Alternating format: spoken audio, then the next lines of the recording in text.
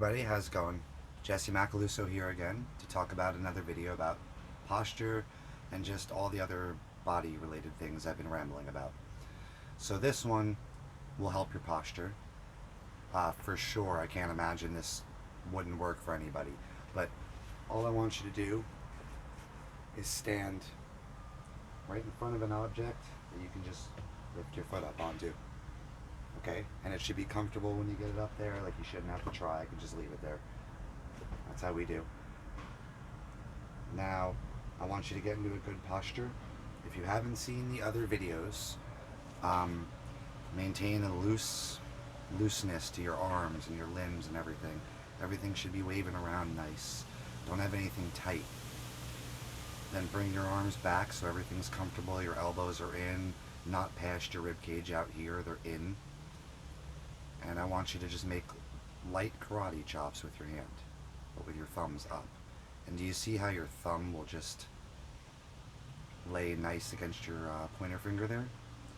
Well, if you can open and close that and focus on that section of your thumb being active and your palms, this will really help you. So I need you to think about that. So I want you to have that ready like a little crab claw. Now, get yourself in what you think is a good position.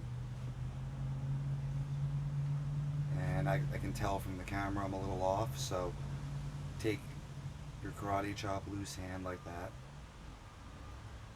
And relax. Open and close your thumb a couple times, and you should feel that in your shoulders a little bit as you kind of pump. I'm doing that with both hands. Leave your thumb there, and then open them. And then bring the thumb back and close. Really get used to your palm and the motion of your hands. I'm going to have you run a sequence on your hands, both hands, if you can, as if you're playing a piano. Make sure your elbows are back by your rib cage, not forward. As if you're playing a piano, I want you to first do that karate chop, and then do that little thumb thing, and have your thumb there, and then relax the rest of your fingers. Then pinky, ring, middle, pointer, and thumb, and when you get there, squeeze and activate that part of your thumb, that thumb meat section. And if you push forward on an object that's not there, your body will react and compensate to it.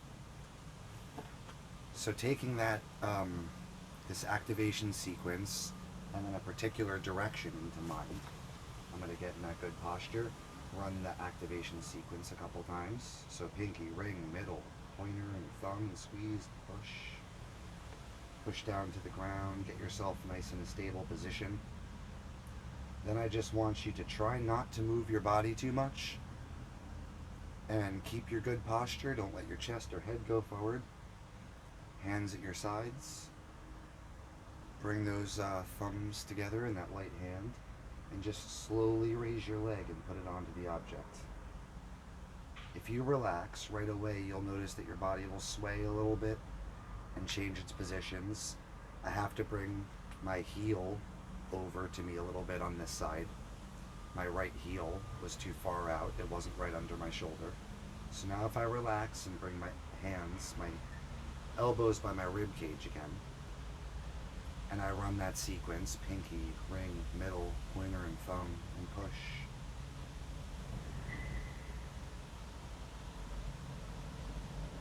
You'll notice again my body had to move around, so I'm going to shift my toes around on this foot a little bit, open everything up, re-grab, deep breath in, elbows by your rib cages, bring your thumbs together with your pointers, and then pinky, ring, middle, pointer, and thumb, and squeeze them and push, down and forward a little bit. And you should notice this is involving your shoulders, the inside and outside of my leg are at play here, because I constantly have to adjust my foot and the angle I'm staying on the rock. We normally balance like this. Try having your elbows in a little bit and relax all those digits.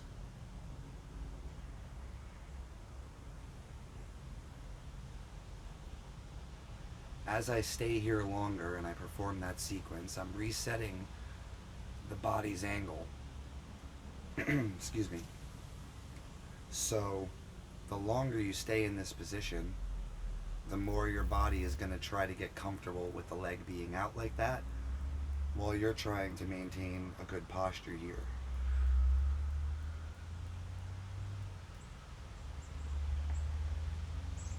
And see how my legs sunk down on that side just from running that sequence on both sides and then pushing forward at the end.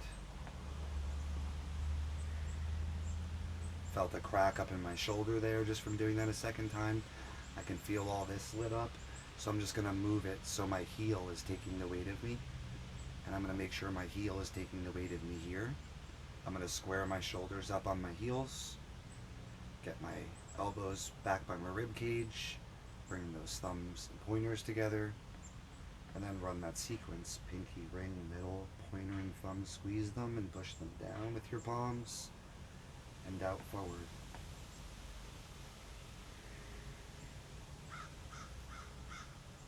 And the longer you keep staying like this and running that sequence, the more you'll find out you have to move in a slightly different way each time. Pinky ring, middle, pointer and thumb, push down to the ground and out.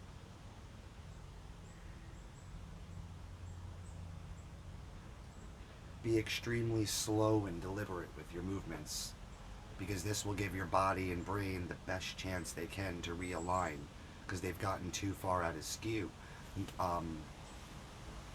We've become very uncoordinated, not because we're bad at reaching and grabbing and doing the task actually, but over the course of living 10, 20, 30, 40 years on this planet and adapting to a certain way of movement, this is why we see a bunch of people that are specialized in one sport and they have a difficulty adapting to another sport because their body's already pretty much muscle memoried to, say, be a baseball player.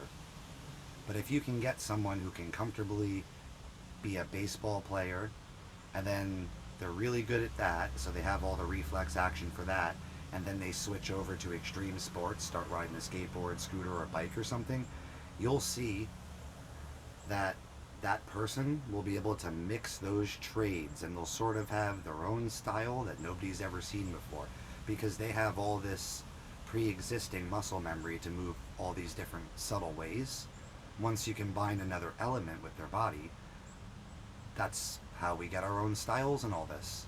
This is why, despite body shape, you'll notice in slow motion people on bikes do tail whips. They whip the bike around different, slightly different each way, and the people's faces contort differently because the facial muscles are involved. The position of your eyebrows even can affect if your body can actually fully contract down.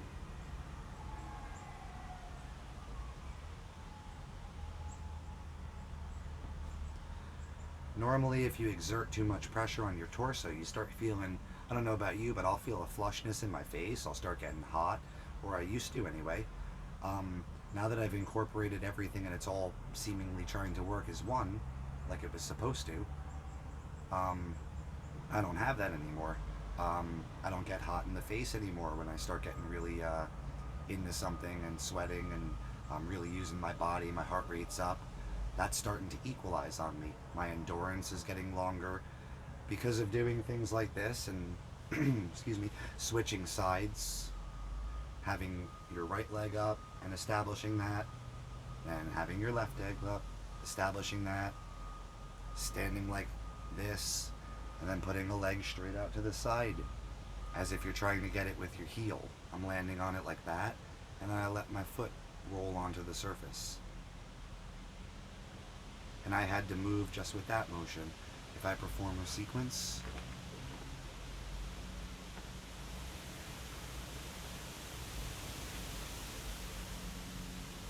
all of that motion took place. My pointer, fingers, and thumbs were both pointing that direction.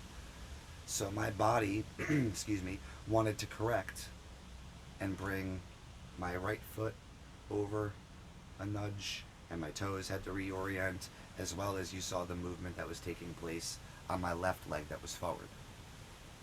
So try this and see if you notice that within moments of you getting that good posture, resetting yourself, making sure you're even, putting that foot up, within moments, your body will try to rebalance you so you can stabilize.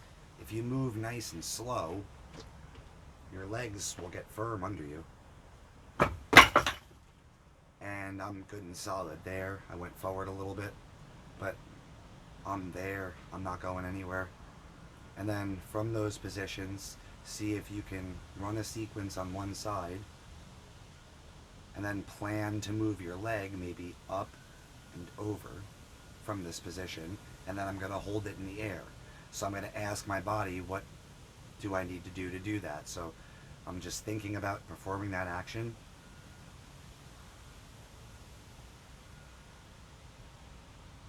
It wants me to pull down and aim towards the ground with this side. And I'm pushing down at the ground here. I can feel belly activation here. I needed to move my foot around over here and restabilize. I wouldn't have been able to do it in that position. This arm needed to come down for balance. My elbow is too far out on this side. I'll bring that in.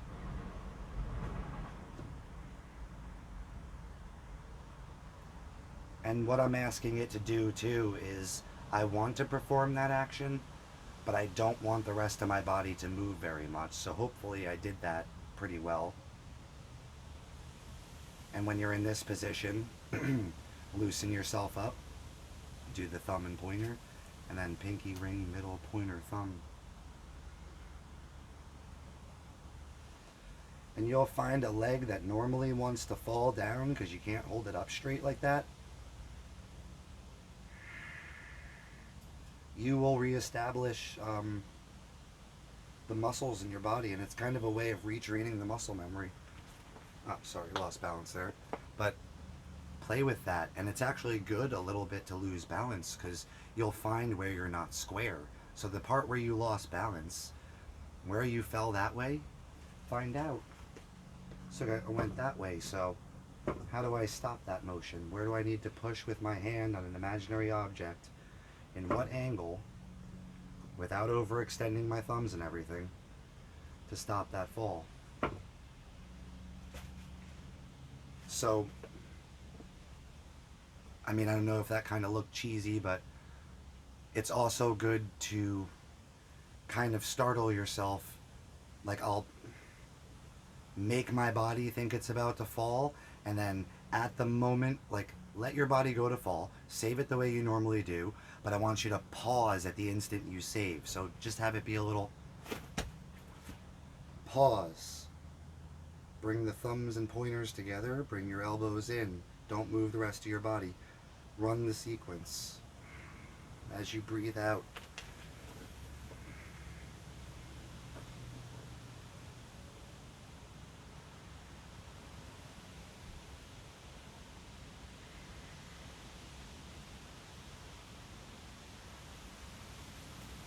and that's a great way of restabilizing the body because you're giving it a phony fall sort of thing, and then you're going to save it like you normally would, but then you're freezing that motion and giving it something it wasn't expecting, and then you're resetting everything with that sort of activation sequence from both sides.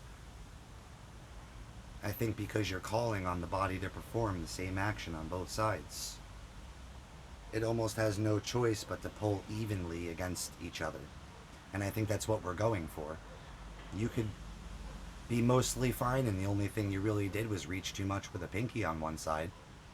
Okay, but that means it didn't go out enough on this side. That means your shoulder's been overcompensating on this side, generating force in angles it didn't need to from this side, and compensating in ways it shouldn't have needed to on this side. It's very subtle